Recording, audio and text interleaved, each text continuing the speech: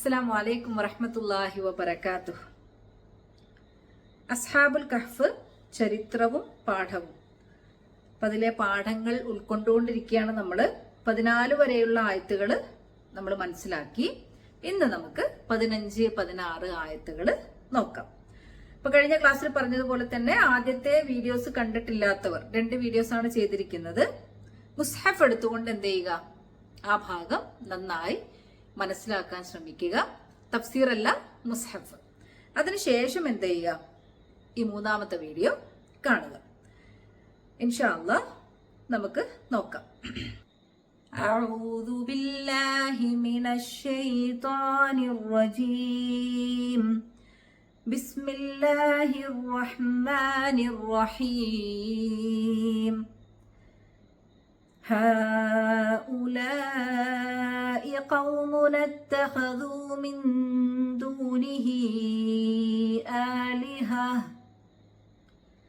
لولا يأتون عليهم بسلطان بين فمن أظلم ممن افترى على الله كذبا وَإِذِ اعْتَزَلْتُمُوهُمْ وَمَا يَعْبُدُونَ إِلَّا اللَّهَ فَأْوُوا إِلَى الْكَهْفِ يَنشُرْ لَكُمْ رَبُّكُمْ مِنْ رَحْمَتِهِ وَيُهَيِّئْ لَكُمْ مِنْ أَمْرِكُمْ مِرْفَقًا. صدق الله العلي العظيم. അൽഹംദുലില്ലാഹി റബ്ബിൽ ആലമീൻ. അസ്സലാത്തു വസ്സലാമു അലാ റസൂലിൽ അമീൻ വഅലാ ആലിഹി വഅസ്ഹാബിഹി അജ്മഈൻ. അമ്മാ ബഅദ്. റബ്ബി ഇശ്റഹ് ലി സദ്രി വയസ്സിർ ലി അംരി വഹ്ലുൽ ഉഖ്ദതം മിൻ ലിസാനി യഫ്ഖഹു ഖൗലി. ആമീൻ ആമീൻ ബിറഹ്മതിക യാ അർഹമർ റഹീമീൻ. സർവശക്തനായ അല്ലാഹുവിൻ്റെ കരുണാകടാക്ഷം നമ്മിൽ സദാ വർഷിക്കുമാറാവട്ടെ. ഇൻഷാ അല്ലാഹ്. അപ്പോൾ 15ാമത്തെ ആയത്ത് തൊട്ട് മുന്നേ നമ്മൾ പറഞ്ഞിരിക്കുന്നത് അല്ലാഹു തആല നമുക്ക് അസ്ഹാബുൽ കഹ്ഫിന്റെ ആ ഒരു ചരിത്രം, കഥ വിവരിച്ചു തരികയാണ്. അപ്പം അതിൽ പ്രധാനമായിട്ടും പറഞ്ഞിരിക്കുന്നത് അവർ വിശ്വസിച്ചപ്പോൾ എന്തായി, അവർക്ക് കിട്ടിയിരിക്കുന്ന ആ സന്മാർഗം അതെന്തായി, അധികരിപ്പിച്ചു കൊടുത്തു. മറ്റൊന്ന്, അവരുടെ നിലപാട് ഉറക്കെ പറയാൻ അവർ തയ്യാറായപ്പോൾ, അല്ലെങ്കിൽ ഉറക്കെ പറഞ്ഞപ്പോഴെന്തായി, അല്ലാഹു തആല അവരുടെ ഹൃദയത്തെ ദൃഢീകരിച്ചു. ഉറക്കെ പറയാന്ന് പറഞ്ഞാൽ അവരെന്തിലാണോ, അവരുടെ നിലപാടെന്താണ്, തൗഹീദാണ്. നിലപാടിൽ ഉറച്ചു നിൽക്കുക. അതെന്തായി, അവര് ആരുടെ മുന്നിലും അത്രയേറെ അവർ നേരെ എതിരാളികൾ ഉണ്ടായിട്ടും എന്തായി, അവരുടെ നിലപാടിൽ അവര് ഉറച്ചു നിന്നു. അപ്പൊ പടച്ചവൻ എന്തായി, അവരുടെ ഹൃദയം ദൃഢീകരിച്ചു. ഇനി 15ാമത്തെ ആയത്തില് അവർ തമ്മിലുള്ള സംഭാഷണമാണ്. എന്ന് പറഞ്ഞാൽ ഇക്കൂട്ടർ. ഖൗമുൻ ജനത, സമുദായം. നമ്മൾ പറയാറുണ്ടല്ലേ, നമ്മൾ സ്ഥിരമായിട്ട് പ്രയോഗിക്കുന്ന ഒരു വാക്കാണ്. ഖൗമുന എന്ന് പറഞ്ഞാൽ എന്തായി, നമ്മുടെ ജനത, നമ്മുടെ ഖൗം. ഹഉലാഇ ഖൗമുന എന്ന് പറഞ്ഞാൽ നമ്മുടെ ഈ ജനം. അതിലൊരു ഇകഴ്ത്തലുണ്ട്. നമ്മൾ പറയാറില്ലേ, നമ്മുടെ സമുദായം, നമ്മുടെ ഖൗമ് എന്തെങ്കിലും തരത്തിൽ ഇസ്ലാമിക വിരുദ്ധമായിട്ട് എന്തെങ്കിലും കാര്യങ്ങളൊക്കെ ചെയ്യുമ്പോൾ നമ്മൾ പറയും എന്ത്, ഹോ നമ്മുടെ ഖൗമിന്റെ ഒരു അവസ്ഥ എന്ന് നമ്മൾ പറയാറില്ലേ. അപ്പൊ അതേ പ്രയോഗമാണ് ഇതിലെന്തുണ്ട്, ഒരു ഇകഴ്ത്തലുണ്ട്. അപ്പൊ ഈ അസ്ഹാബുൽ കഹ്ഫ് പറയുന്നതാണ്, ഹഉലാഇ ഖൗമുന, നമ്മുടെ ഈ ജനത. ഇത്തഖദ എന്ന് പറഞ്ഞാൽ സ്വീകരിച്ചു എന്നാണ് അർത്ഥം. ഇത്തഹദൂ എന്ന്, അതിന്റെ കൂടെ ഒരു വാവും അലിഫും ഉണ്ട്, ചേർന്നിട്ടുണ്ട്. ഇത്തഹദൂ എന്ന് പറഞ്ഞാൽ ജമ്മായി, അവർ സ്വീകരിച്ചു, അതായത് ജനത സ്വീകരിച്ചു. ഇത്തഹദൂ അത് വായിക്കുമ്പോ എങ്ങനെയാണ്, അതായത് കൂട്ടി ഓതുമ്പോൾ ഖൗമുന എന്നുണ്ട് അവിടെ, പക്ഷെ അതിനെ ഉച്ചരിക്കാൻ പാടില്ല. അത് സുക്കൂനുകൾ അടുത്തടുത്ത് വന്നതുകൊണ്ടാണ്. അപ്പൊ നമ്മൾ അതിനെ ആ നൂൻ കഴിഞ്ഞിട്ടുള്ള അലിഫിനെ നമ്മൾ എന്താക്കും, ഹദ്ഫ് ചെയ്യും, ഒഴിവാക്കും. നമ്മൾ ഓതുമ്പോ ഖൗമുന ഇത്തഖദൂ, ഹഉലാഇ ഖൗമുന ഇത്തഖദൂ, അവർ സ്വീകരിച്ചു. മിൻ ദൂനിഹി, അവനെ കൂടാതെ. ദൂന് എന്ന് പറഞ്ഞാൽ കൂടാതെ, ഒഴികെ എന്നൊക്കെയാണ് അർത്ഥം. എതിരെ എന്നിങ്ങനെയൊക്കെയുള്ള അർത്ഥങ്ങളുണ്ട്. ദൂനിഹി എന്ന് പറഞ്ഞാൽ അവനെ കൂടാതെ, അതായത് അല്ലാഹു തആല പ്രപഞ്ചനാഥൻ, റബ്ബു സമാവാതി വല്ലർ, ആകാശഭൂമികളുടെ നാഥൻ. ആ പ്രപഞ്ചനാഥനെ കൂടാതെ അവർ സ്വീകരിച്ചു ആലിഹ. ഇലാഹ് എന്ന വാക്കിന്റെ ജംആണ് ആലിഹ.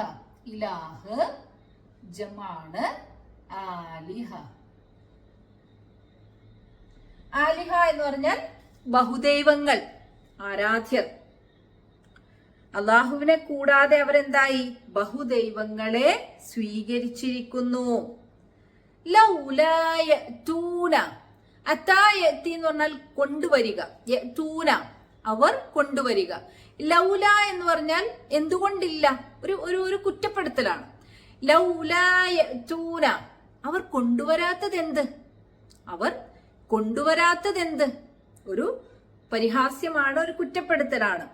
അലൈഹിം, അലൈഹിം, അലാ പ്ലസ് ഹും എന്നുള്ളതാണ് അലൈഹിം, അവർക്കുമേൽ. ഈ ഹിം എന്നുള്ളത് മടങ്ങുന്നത് ആലിഹത്തിലാണ്. ആ ബഹുദൈവങ്ങൾക്കുമേൽ അവർ കൊണ്ടുവരാത്തതെന്ത്? പ്രപഞ്ചനാഥനെ കൂടാതെ, റബ്ബുസമാവാതി വല്ലർ, ആകാശഭൂമികളുടെ നാഥനെ കൂടാതെ അവരെന്തായിട്ടുണ്ട്? കുറെ ആളുകളെ സ്വീകരിച്ചിട്ടുണ്ട്. അവർക്ക് ഇഷ്ടമുള്ളത് പ്രാർത്ഥിക്കാനും ഇഷ്ടമുള്ളത് ചെയ്യാനും ഇഷ്ടമുള്ള ബലി കൊടുക്കാനും ഒക്കെ ആയിട്ട് കുറെ ആളുകളെ സ്വീകരിച്ചിട്ടുണ്ട്. ഈ പറഞ്ഞ ബഹുദൈവങ്ങൾക്കുമേൽ അവർ കൊണ്ടുവരാത്തത് എന്ത്? ബിസുൽത്താനിൻ ബയ്യിൻ. സുൽത്താൻ എന്ന് പറഞ്ഞാൽ പ്രമാണം, തെളിവ്. ബയ്യിൻ എന്ന് പറഞ്ഞാൽ വ്യക്തമായ. സുൽത്താൻ എന്ന് പറഞ്ഞാൽ പ്രമാണം, ബയ്യിൻ വ്യക്തമായ. സുൽത്താനിൻ ബയ്യിൻ എന്ന് പറഞ്ഞു കഴിഞ്ഞാൽ വ്യക്തമായ പ്രമാണം. അവർ ആലിഹത്തിനു മേൽ വ്യക്തമായ പ്രമാണം കൊണ്ടുവരാത്തതെന്ത്? ഇവിടെ ലൗലായതൂന അലൈഹിം ബിസുൽത്താൻ, അവിടെ ഒന്ന് ഉന്ന കൊടുക്കണം. അതിനുശേഷം സുൽത്താനിൻ എന്നുള്ളിടത്ത് തൻവീൻ മുഴുവനായി എഴുതാതെ എന്ത് കാണാം? ഒരു കുഞ്ഞ് മീം കാണാം. ഇഖ്ലാബാണ് നിയമം. തൻവീന് ശേഷം ബാ വന്നിട്ടുണ്ട്. അപ്പൊ നമ്മൾ അവിടെ തൻവീനെ മാറ്റിയിട്ട് എന്താക്കുന്നു? മീമാക്കി അതിനെ ഉച്ചരിക്കുന്നു. എന്നിട്ട് ഉന്ന കൊടുക്കണം. ബിസുൽത്താനിൻ ബയ്യിൻ, അങ്ങനെയാണ് നമ്മൾ പാരായണം ചെയ്യേണ്ടത്. ഫമൻ അദ്ലമു, ഫമൻ, ഫമൻ അദ്ലമു. മൻ എന്ന് പറഞ്ഞു കഴിഞ്ഞാൽ ആര്? അദ്ലമു, അദ്ലമു എന്ന് പറഞ്ഞാൽ ഇസ്മാണത്, കൊടിയ അക്രമി. അദ്ലമു, കൊടിയ അക്രമി. അദ്ലമ എന്ന് പറഞ്ഞാൽ വേർബാണ്, ഫിഅലാണ്, അക്രമിച്ചു എന്നാണ്. അദ്ലമു എന്ന് പറഞ്ഞാൽ കൊടിയ അക്രമി. ഫമൻ അദ്ലമു, കൊടിയ അക്രമി ആരുണ്ട്? ഫമൻ അദ്ലമു, കൊടിയ അക്രമി ആരുണ്ട്? മിമ്മൻ, മിമ്മൻ എന്നുള്ളത് രണ്ട് വാക്കുകൾ കൂടിയതാണ്. മിൻ പ്ലസ് മൻ എന്നുള്ളതാണ് മിമ്മൻ. മിൻ പ്ലസ് മൻ, ഇതാണ് മിമ്മൻ. മിമ്മൻ, അങ്ങനെയാണത് പാരായണം ചെയ്യേണ്ടത്. അവിടെ മീമിന് ശബ്ദ, രണ്ടാമത്തെ മീമിന് ശബ്ദ കൊടുത്തിട്ടുണ്ട്. മീമിന് ശബ്ദം ഉണ്ടാകുമ്പോൾ എന്താക്കണം? നമ്മള് ഉന്ന കൊടുത്തുകൊണ്ട് ഓതണം. രാഗം മിമ്മൻ ഇഫ്തറാ. മിമ്മൻ എന്നുള്ളതിന്റെ കൂടെ എന്താണ് വന്നിരിക്കുന്ന വാക്ക്? ഇഫ്തറാ. ഹംസത്തുൽ വസ്ലാണ് ഇത്. ഈ ആള് ഇടയിൽ വന്നു കഴിഞ്ഞാൽ നമ്മൾ എന്താക്കൂല? ഉച്ചരിക്കൂല. പിന്നെ വരുന്നത് നൂനിന് സുക്കൂനുണ്ട്, ഫായിനും സുക്കൂനുണ്ട്. അപ്പൊ നമ്മൾ എങ്ങനെ പാരായണം ചെയ്യും? ഈ സുക്കൂനെ ഒഴിവാക്കിക്കൊണ്ട് നൂനിന് നമ്മുടെ താഴെ കെസ്റ് കാണാം. എന്നിട്ട് നമ്മൾ അതിനെ കൂട്ടി വായിക്കണം. നൂനിൽ നിന്ന് നേരെ ഇങ്ങോട്ട് ഫായിലോട്ട് വായിക്കണം. മിമ്മൻ ഇഫ്തറാ. ഇഫ്തറ എന്ന് പറഞ്ഞാൽ കെട്ടിച്ചമക്കുക. ഇഫ്തറ, കെട്ടിച്ചമക്കുക. മിമ്മൻ എന്ന് പറഞ്ഞാൽ ഒരുവനേക്കാൾ എന്നാണ് അർത്ഥം. മിൻ മൻ, ഒരുവനേക്കാൾ. മിമ്മൻ ഇഫ്തറാ, കെട്ടി കെട്ടിച്ചമച്ചവനേക്കാൾ ഫമൻ അദ്ലമു മിമ്മൻ ഇഫ്തറ, കെട്ടിച്ചമച്ചവനേക്കാൾ കൊടിയ അക്രമി ആരുണ്ട്? അലല്ലാഹി, അള്ളാഹുവിന്റെ മേൽ, അള്ളാഹുവിന്റെ പേരിൽ, കെദിബ, കെദിബ എന്ന് പറഞ്ഞാൽ കളവ്, കള്ളം. അള്ളാഹുവിന്റെ പേരിൽ കള്ളം കെട്ടിച്ചമച്ചവനേക്കാൾ കൊടിയ അക്രമി ആരുണ്ട്? എന്താണ് അള്ളാഹുവിന്റെ പേരിൽ കെട്ടിച്ചമക്കുന്നത്? ബഹുദൈവങ്ങൾ, അള്ളാഹുവിന് ദിവ്യത്വത്തിൽ പങ്കാളികൾ ഉണ്ട് എന്നുള്ളതാണ് അവർ അള്ളാഹുവിന്റെ പേരിൽ കെട്ടിച്ചമക്കുന്നത്. അങ്ങനെ അള്ളാഹുവിന്റെ പേരിൽ കെട്ടിച്ചമച്ചവനേക്കാൾ, കള്ളം കെട്ടിച്ചമച്ചവനേക്കാൾ കൊടിയ അക്രമി ആരുണ്ട്? ഇപ്പൊ ഇവിടെ പറഞ്ഞല്ലോ, അവർ ഈ പറഞ്ഞിരിക്കുന്ന ആലിഹത്തുണ്ടല്ലോ, ഈ ആലിഹത്തിന്റെ പേരില് അവരെന്താണ് വ്യക്തമായ പ്രമാണങ്ങളൊന്നും കൊണ്ടുവരാത്തത്? നമ്മുടെ ചുറ്റുമുള്ള ആളുകൾ, അതായത് ഷിർക്കിൽ പെട്ടുപോയിരിക്കുന്ന ജനതയോട്, ഇതല്ലെങ്കിൽ അള്ളാഹുവിനോളം പ്രാധാന്യം അള്ളാഹുവിന്റെ തന്നെ സൃഷ്ടികൾക്ക് കൽപ്പിച്ചിരിക്കുന്നത്, അത് ഏത് തരത്തിലുള്ള സൃഷ്ടികൾക്കാവട്ടെ കൽപ്പിച്ചിരിക്കുന്ന ആളുകൾക്ക്, ചിലപ്പോൾ അള്ളാഹുവിന് പുത്രന്മാരുണ്ട് എന്ന് പറയുന്നവരുണ്ടാവും, അല്ലെങ്കിൽ ഇന്ന കാര്യങ്ങളിൽ എന്താണ് അള്ളാഹുവിന് പങ്കാളികൾ ഉണ്ട് എന്ന് പറയുന്നവരുണ്ടാവും, അല്ലെങ്കിൽ അള്ളാഹുവിനോളം എന്താണ് കഴിവ് തന്നെ ഇന്ന സൃഷ്ടിക്ക് കൊടുത്തിട്ടുണ്ട് എന്ന് പറയുന്നവരുണ്ടാവും. എന്നിട്ട് അള്ളാഹുവിനെ മറന്നുകൊണ്ട് എന്താവുക? അള്ളാഹുവിന്റെ സൃഷ്ടികളുടെ പിന്നാലെ പോവുക. പ്രാർത്ഥിക്കാനായാലും വിളിക്കാനായാലും ബലിക്കായാലും എല്ലാത്തിനും അള്ളാഹുവിന്റെ സൃഷ്ടികളുടെ പിന്നാലെ പോവുക. അപ്പൊ ഇതുപോലെ ഇങ്ങനെ പോകുന്ന ആളുകളോട് നമ്മൾ എന്താണ് ഇതിനുള്ള തെളിവ് എന്ന് ചോദിച്ചു കഴിഞ്ഞാൽ അവർ പറയുന്ന ഒരു ഉത്തരേ ഉണ്ടാവുള്ളൂ. എന്ത്? ഇത് നമ്മളെ പൂർവീകർ ചെയ്തിട്ടുണ്ട്, ഇത് ഞങ്ങളുടെ പൂർവീകർ ചെയ്തിട്ടുണ്ട്. പണ്ടേ നമ്മുടെ കുടുംബത്തിലും നമ്മുടെ നാട്ടിലൊക്കെ ഉള്ള ഒരു ചടങ്ങും ആചാരമൊക്കെ തന്നെയാണിത്. ഇപ്പൊ നിങ്ങൾ വന്നിട്ട് എന്ത് പറയണ്ട, ഇത് ഞങ്ങൾ ചെയ്യുന്നത് ശിർക്കാണ് എന്നൊന്നും പറയണ്ട എന്ന കാര്യമേ അവർ പറയുള്ളൂ. അല്ലാതെ എന്തുണ്ടാവില്ല, അവർക്ക് വ്യക്തമായിട്ടുള്ള തെളിവുകളൊന്നും ഹാജരാക്കാൻ ഉണ്ടാവില്ല. അപ്പൊ അതേ സംഗതി തന്നെയാണ് അസ്ഹാബുൽ കഹ്ഫ് പണ്ട് അവര് തമ്മിൽ സ്വന്തം ജനതയെ കുറിച്ചിട്ട് പറയുന്നതും. ഇനി തൊട്ടടുത്ത ആയത്തില് അവര് ആ ഗുഹയിൽ എത്തി. അവിടെ നിന്ന് അവർ തമ്മിൽ പറയുന്ന വർത്തമാനങ്ങളാണ്. അതിലെന്തടങ്ങിയിട്ടുണ്ട്? പ്രാർത്ഥന കൂടി അടങ്ങിയിട്ടുണ്ട്. നിങ്ങൾ എന്ന് അഭിസംബോധന ചെയ്തുകൊണ്ടാണ് പറയുന്നത്. അത് ഓതുമ്പോൾ നമുക്ക് തോന്നും എന്ത്, മറ്റാരോ പറയുന്നതാണ്, അതോ ഇല്ലെങ്കിൽ അവർക്കുള്ള ഇൽഹാമാണ് എന്ന് തോന്നും. അങ്ങനെ അഭിപ്രായപ്പെട്ട പണ്ഡിതന്മാരുണ്ട്. എന്നാൽ അതല്ല, നിങ്ങൾ എന്നുള്ളതാണെങ്കിലും അവർ പരസ്പരമുള്ള വർത്തമാനങ്ങളാണ് എന്നതാണ് കൂടുതൽ പണ്ഡിതന്മാരുടെയും മുഫസ്സിറുകളുടെയും അഭിപ്രായം. നമുക്ക് നോക്കാം. എന്നാണ് എന്ന് പറഞ്ഞാൽ ബഹിഷ്കരിച്ചു അല്ലെങ്കിൽ ഭ്രഷ്ടരാക്കി എന്നാണ്. ആദ്യത്തിലുള്ളത് ഹംസത്തുൽ വസ്ലാണ്. യഅ്തസല എന്ന വാക്കിന്റെ കൂടെ ആര് ചേർന്നു? തും. യഅ്തസല ഒന്ന് തസ്രീഫ് നോക്കിയാൽ മതി, അപ്പൊ നമുക്ക് മനസ്സിലാവും. യഅ്തസൽതും, അപ്പൊ ലാമിന് സുക്കൂൻ വന്നിട്ടുണ്ട്. യഅ്തസൽതും. ശേഷം പിന്നെയും കൂടെ ആര് ചേർന്നു? ഒരു ഹും കൂടെ ചേർന്നു. അപ്പൊ ഇവിടെ എന്തായി? ഉച്ചാരണം ഇത്തിരി ബുദ്ധിമുട്ടുണ്ട്. യഅ്തസൽതും ഹും എന്ന് പറയാൻ ബുദ്ധിമുട്ടാണ്. അപ്പോഴാണ് ഇതിന്റെ രണ്ടിന്റെയും ഇടയിൽ ആര് വന്നിരിക്കുന്നത്? ഒരു വാവ് വന്നിരിക്കുന്നത്. അപ്പൊ എന്തായി? യഅ്തസൽതുമൂഹും. ഈ വാക്കിൽ ആരൊക്കെ ഉണ്ട്? ഫിഅലുണ്ട്, ഫായിലുണ്ട്, മഫ്ഊലുണ്ട്. യഅ്തസല ബഹിഷ്കരിച്ചു, ഭ്രഷ്ടരാക്കി. തും നിങ്ങൾ, ഹും അവരെ, അതായത് നിങ്ങളുടെ ആ കൂട്ടത്തിലുള്ള അല്ലെങ്കിൽ നിങ്ങൾ ഏതൊരു ജനതയിലാണോ ആ ഒരു ജനതയെ, മറ്റ് ബഹുദൈവങ്ങളെ സ്വീകരിച്ചിരിക്കുന്ന ആ ഒരു ജനതയെ അതാണ് ഉദ്ദേശിക്കുന്നത്. യഅ്തസൽതുമൂഹും, നിങ്ങൾ അവരെ ബഹിഷ്കരിച്ചു. തൊട്ട് ആദ്യം വന്നിരിക്കുന്നത് ഇദ് എന്നാണ്. ഇദ് യഅ്തസൽതും എന്ന് പറയുമ്പോൾ അവിടെ എന്ത് വരുന്നുണ്ട്? ഒരു സുക്കൂൻ, രണ്ട് സുക്കൂനിന്റെ ഒരു പ്രശ്നം വരുന്നുണ്ട്. ഹംസത്തുൽ വസ്ൽ ഉച്ചരിക്കുകയില്ല. ഇവിടെ സുക്കൂനാണ്, ഇവിടെ സുക്കൂനാണ്. അപ്പൊ എന്തായി? ഇൽത്തിഖാഉ സാക്കിനീനാണ്. അപ്പൊ നമ്മൾ ഈ സുക്കൂനെ മാറ്റിയിട്ട് എന്തായി? അതിന് ഹർക്കത്ത് കൊടുത്തു, കെസ്റ് കൊടുത്തു. അപ്പൊ എന്തായി? ഇദ് യഅ്തസൽതുമൂഹും വഇദ് യഅ്തസൽതുമൂഹും. ഇദ് എന്ന് പറയുന്നത് ഒരു സന്ദർഭത്തെ കുറിക്കാനാണ്, ആ ഒരു ലർഫാണത്. ആ വാക്ക് ഉപയോഗിക്കുന്നത്. വഇദ് ഇഅ്തസൽതുമൂഹും, നിങ്ങൾ അവരെ ഭ്രഷ്ടരാക്കിയപ്പോൾ, നിങ്ങൾ അവരെ ഭ്രഷ്ടരാക്കിയപ്പോൾ, അതായത് നിങ്ങൾ അവരെ ബഹിഷ്കരിച്ചിരിക്കുകയാണല്ലോ. വമാ യഅ്ബുദൂന ഇല്ലല്ലാഹ, അബദ യഅ്ബുദു ആരാധിച്ചു, ആരാധിക്കുന്നു, യഅ്ബുദൂന അവർ ആരാധിക്കുന്നു, മാ യഅ്ബുദൂന അവർ ആരാധിക്കുന്ന ഒന്നിനെയും, ഇല്ലല്ലാഹ അല്ലാഹുവിനെ കൂടാതെ, അല്ലാഹുവിനെ കൂടാതെ അവർ ആരാധിക്കുന്നതിനെയും, ആ ജനതയെയും ബഹിഷ്കരിച്ചിട്ടുണ്ട്, അവർ ആരാധിക്കുന്നതിനെയും ബഹിഷ്കരിച്ചിട്ടുണ്ട്.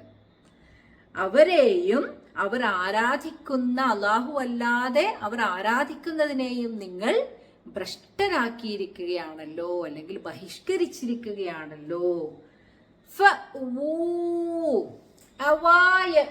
എന്നാണ്. അവ എന്ന് പറഞ്ഞാൽ അഭയം പ്രാപിച്ചു. അവ യഅ്വി, അവ യഅ്വി. ഈ യഅ്വിയിൽ നിന്ന് കിട്ടിയ ഒരു ഫിഅലുൽ അംറാണ് യഅ്വി. യഅ്വി ഹംസത്തുൽ വസ്ലാണ് ആദ്യത്തേത്. ആ ഹംസത്തുൽ വസ്ൽ ഇവിടെ എഴുത്തിൽ നമുക്ക് കാണാൻ സാധിക്കുകയില്ല.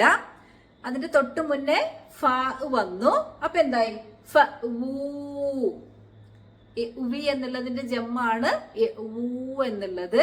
അപ്പൊ ആദ്യത്തെ ഹംസത്തുൽ വസ്ല് നമുക്ക് ഇടയിൽ വരുമ്പോൾ ഉച്ചരിക്കാനില്ല. സാധാരണ അത് എഴുത്തിൽ കാണാറുണ്ട്. ഇവിടെ എന്താക്കിയിട്ടില്ല, രണ്ട് ഹംസ അടുത്തടുത്തുള്ളതുകൊണ്ട് തന്നെ ആ ഹംസത്തുൽ വസ്ലിനെ എഴുത്തിലും നമുക്ക് കാണാൻ സാധിക്കില്ല. പക്ഷെ അത് അവിടെ ഉണ്ട്, നമുക്ക് ഉച്ചരിക്കേണ്ടതില്ല. എന്നുള്ളതിന്റെ ജമ്മാണത്. നിങ്ങൾ അഭയം പ്രാപിക്കുവിൻ, നിങ്ങൾ അഭയം പ്രാപിക്കുവിൻ. ഇലൽ കഹ്ഫി, ഗുഹയിലേക്ക് നിങ്ങൾ അഭയം പ്രാപിക്കുവിൻ. യൻഷുർ ലക്കും റബ്ബുക്കും. നശറ യൻഷുറു എന്ന് പറഞ്ഞാൽ പരത്തിത്തരിക, ചൊരിഞ്ഞു തരിക, വിടർത്തുക എന്നിങ്ങനെയുള്ള ധാരാളം അർത്ഥങ്ങളുണ്ട്. യൻഷുർ ലക്കും, യൻഷുർ എന്ന് പറയുന്നത് ഒരു ജവാബും കൂടിയാണ്. അതായത് നിങ്ങൾ ഗുഹയിലേക്ക് അഭയം പ്രാപിക്കുവിൻ. അപ്പൊ നിങ്ങൾക്ക് എന്താവും? യൻഷുർ ലക്കും, നിങ്ങൾക്കവൻ ചൊരിഞ്ഞു തരും, അല്ലെങ്കിൽ നിങ്ങൾക്കവൻ പരത്തിത്തരും. മിർ റഹ്മത്തിഹി, റഹ്മത്ത് എന്ന് പറഞ്ഞാൽ കാരുണ്യം. റഹ്മത്തിഹി എന്ന് പറഞ്ഞാൽ എന്തായി? അവന്റെ കാരുണ്യം. മിർ റഹ്മത്തിഹി, അവന്റെ കാരുണ്യത്തിൽ നിന്നും നിങ്ങൾക്ക് ചൊരിഞ്ഞു തരും, അല്ലെങ്കിൽ വിശാലമാക്കി തരും. വയുഹയ്യ, ഹയ്യ നമ്മൾ ഇതിന് മുന്നേ ഉള്ള ക്ലാസ്സിൽ പറഞ്ഞു. വയുഹയ്യ, അവൻ സൗകര്യപ്പെടുത്തി തരികയും ചെയ്യും. ഇലൽ കഹ്ഫി എന്നുള്ളതിന്റെ രണ്ട് ജവാബാണ് ഏത്? യൻഷുർ ലക്കും എന്നുള്ളതും വയുഹയ്യ ലക്കും എന്നുള്ളതും.